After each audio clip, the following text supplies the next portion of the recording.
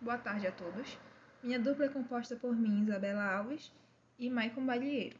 Vamos apresentar um álbum seriado da matéria de Morfologia Vegetal do professor Luciano Araújo. Vamos falar das folhas, flores e frutos, começando pelas folhas, já abordando a margem, que é a parte externa das folhas e apresenta forma bastante distinta entre as espécies. Ela pode ser inteira ou lisa, sem recortes ou reentrâncias. Crenada, apresentando recortes simétricos arredondados e superficiais. Lobada, com recortes ondulados mais ou menos longos e profundos, que não ultrapassam 1/4 da largura da lâmina. A lâmina é a estrutura que representa a folha propriamente dita, podendo ser oval, onde ela tem a base mais larga que o ápice. Cordiforme, com a base mais larga, com reentrâncias, lembrando a forma de um coração. Lanceolada, que ela pode ser longa e relativamente estreita, semelhante à ponta de uma lança. Falando sobre o ápice, ele é a extremidade normalmente oposta à inserção do pecíolo. Pode ser cuneado, em forma de cunha, de bordas retas e convergentes. Acuminado, com a extremidade formando uma ponta aguda e comprida. Truncado, com a extremidade do limbo em ângulo reto com nervura principal. A base é a parte inferior do limbo. Atenuada, com extremidade muito aguda que se estreita gradualmente. Coneada, em forma de cunha, de bordas retas e convergentes.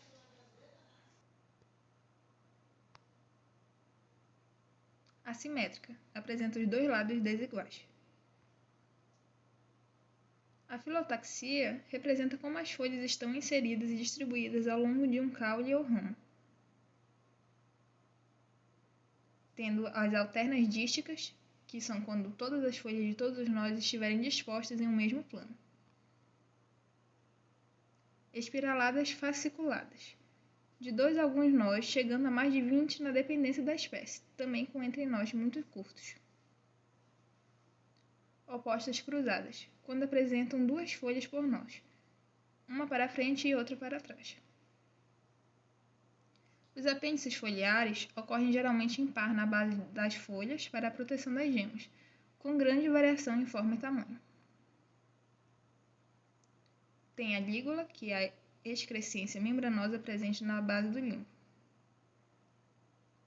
Pulvino, quando a base ou ápice do pecíolo apresenta-se semelhante a uma almofada. Estípulas laterais são distribuídas aos pares e livres nas laterais da base das folhas. O pecíolo é a haste que confere o movimento à folha, ligando como uma ponte. Peciolada é a que tem pecíolo. Apeltada é quando o pecíolo está preso no meio da lâmina foliar.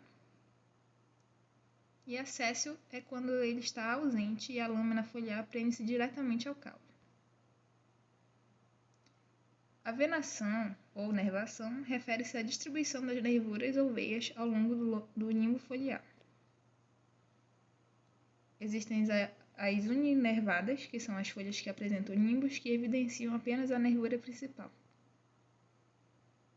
A trinérvia, que é quando o limbo apresenta 3 nervuras principais com origem na base do limbo. A palminérvia, que é quando 2 ou mais nervuras primárias e laterais se originam no mesmo ponto da base do limbo. Os indumentos são quando as folhas apresentam uma cobertura em função da presença dos tricomas. Existem lanosos, que são abundantes com aspecto de lã cobrindo toda a superfície da folha. O piloso, que é quando é distribuído ao longo das nervuras. E o espinescente, quando os tricomas são pontiagudos, semelhante a pequenos espinhos.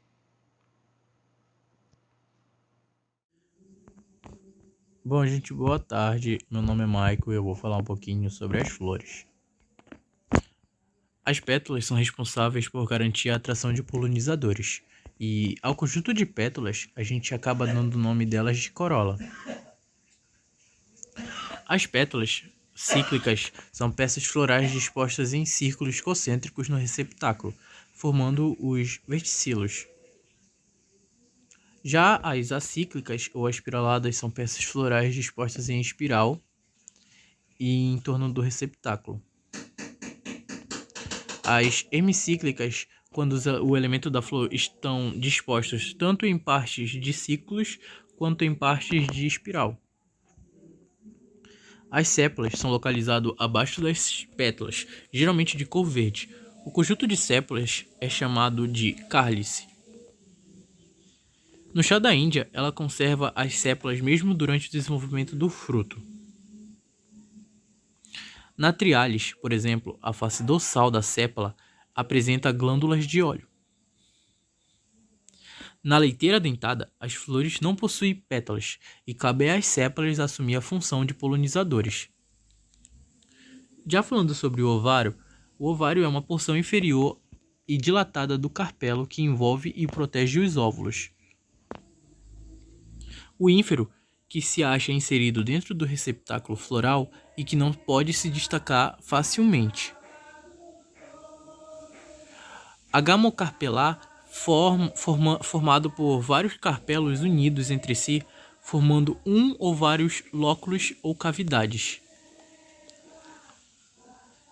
O dialicarpelar é formado por vários carpelos livres entre si. Eu também fiquei responsável em falar um pouquinho sobre os frutos. Eu vou iniciar falando um pouquinho sobre os frutos simples. Os frutos simples são aqueles que são formados por um único carpelo ou carpelo fusionados de uma mesma flor. E eles podem ser dos tipos secos ou carnosos. Os frutos secos são aqueles que possuem pericarpo pobre em água e a substância deles nutritivas são encontradas geralmente em suas sementes. Os frutos decentes são que o pericarpo se abre durante o amadurecimento para a liberação de suas sementes. Já o indecente, o pericarpo não se abre e ele não permite a saída das sementes. Os frutos carnosos possuem o pericarpo rico em água e suas substâncias são muito nutritivas. As bagas são frutos com várias sementes facilmente separadas do fruto. E a drupa são frutos com semente envolvida por um endocarpo duro, que a gente também chama de caroço. Os frutos agregados são aqueles que se originam de uma flor com muitos ovários separados. Os frutos agregados também são de cachos de pequenos frutos e cada cacho dá origem a um carpelo separado da flor. Cada fruto da flor agregada é disposto de um receptáculo e às vezes se fundem para formar uma única fruta. Frutos múltiplos são os frutos que se desenvolvem de uma inflorescência, na quais vários ovários se fundem e formam uma estrutura única. Geralmente, uma fruta múltipla, elas são bem pequenas e estão bem agrupadas. Os frutos monospérmicos são aqueles que possuem apenas uma semente. Já os polispérmicos são aquelas frutas que possuem 1, 2, 3, 4, várias sementes nela mesma. Aqui a gente está finalizando o nosso trabalho. Eu agradeço a todos pela atenção. E aqui ficam algumas referências que a gente pesquisou sobre o trabalho. Eu agradeço a todos e uma boa tarde.